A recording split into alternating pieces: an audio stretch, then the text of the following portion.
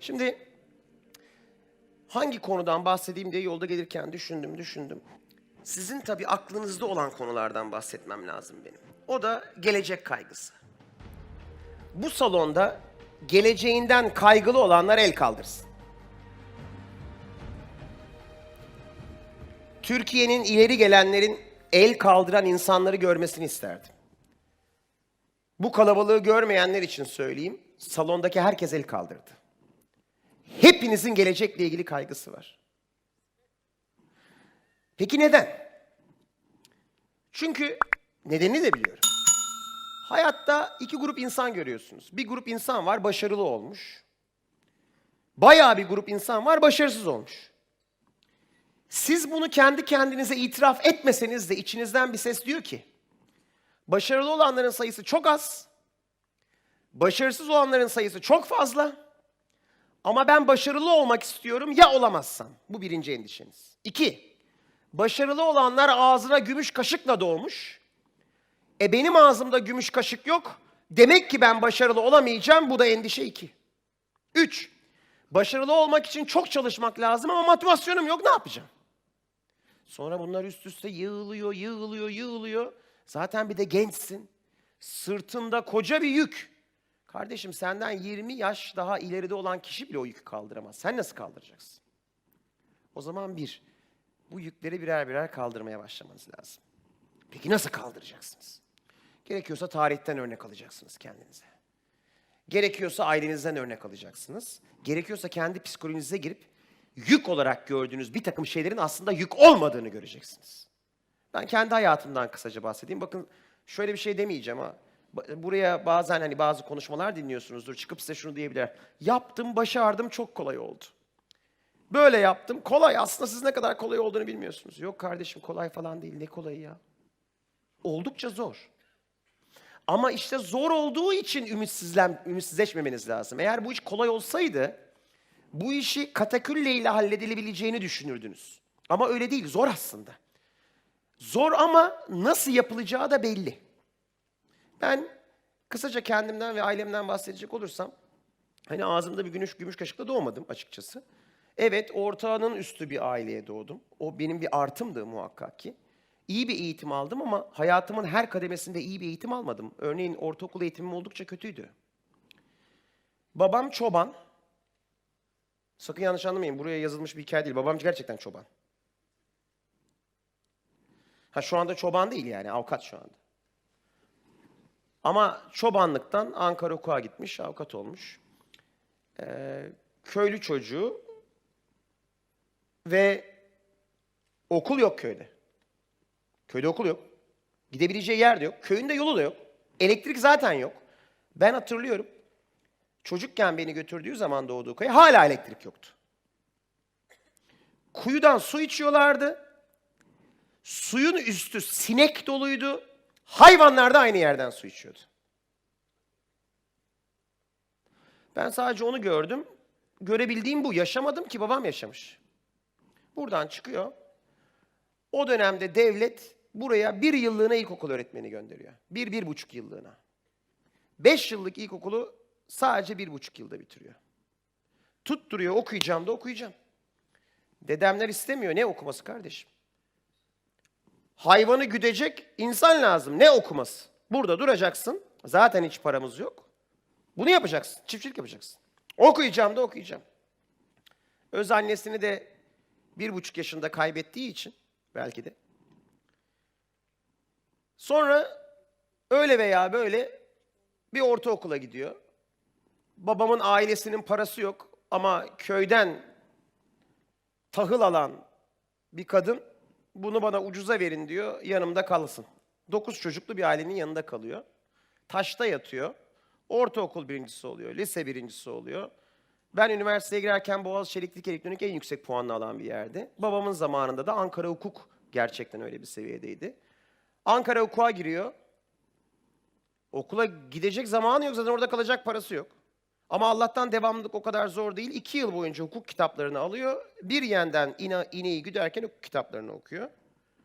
Yani 4 yıllık okula belki 2 yıl gitmiştir ama bütün sınavlarını veriyor. Ona rağmen ikincisi oluyor bu sefer okulun. O zamanlar İsmet İnönü Diyor ki al sana altın uçlu dolma kalem, seni İngiltere'ye göndereceğiz. Hani bu beyaz peruklu akademisyenler var ya. Diyor ben gidemem. Köy var, köye para göndermem lazım. Bugün Özgür Demirtaş olarak benim bir öğle yemeğine verdiğim para kadarlık parayı ayda köye gönderebilmek için o teklifi reddetmek zorunda kalıyor. Hayatımda hiçbir şeyin kolay olduğunu vallahi hatırlamıyorum. Billahi hatırlamıyorum. Sadece şunu biliyorum. Beni içeriden motive eden bir şeyler vardı. Fire in the belly. Yanıyor içerisi. Hani bu Iron Man'in burada güç kalkanı var ya. Ben Superman hayranıyım ama burada bir güç kalkanı var ya. Yanıyor bir şey. Bir yandan da çok çalışkan. Hiç kimse bana tabağı, tepsiyi alıp da al Özgür, bu da sana benim hediyem demedi. Burada bulunan 100 kişiden 99'una da kimse al sana bu hediye demeyecek.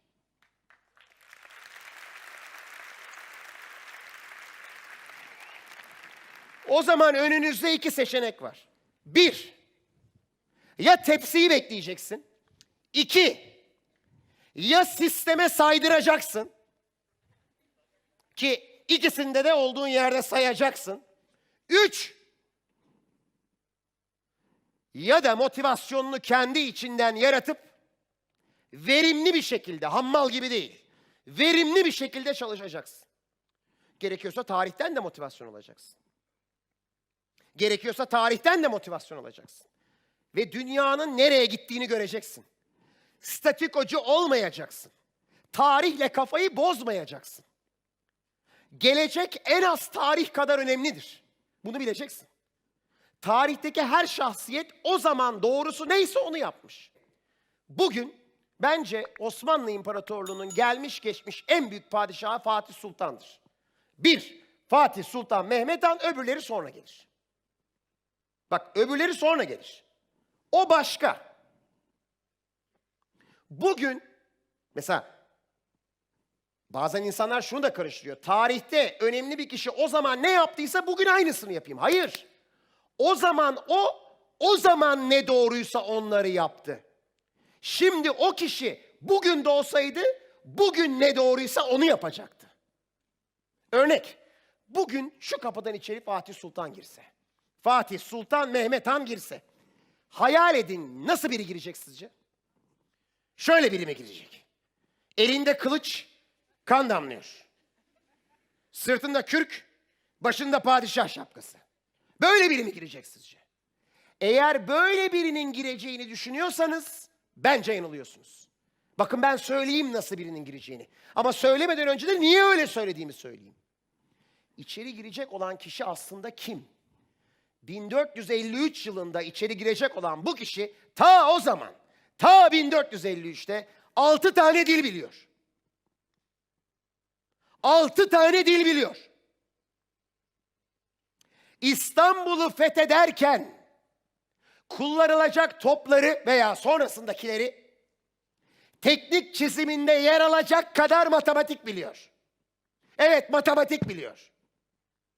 İstanbul'u alırken gökyüzünde ayın hangi o durumda olacağını belki de hesaplayabilecek matematik bilgisine sahip. İstanbul'u aldıktan sonra bugünkü Türkiye'nin ilk üniversitesi olacak İstanbul Üniversitesi'ne dönüşecek kurumu kuruyor. Etrafından bilim insanlarını eksik etmiyor. Bir bilim insanından bir şey öğreniyor, sus diğerlerine söyleme diyor, diğerlerine de aynı soruyu soruyor. Bilim insanları arasında rekabete bile yol açacak kadar zeki.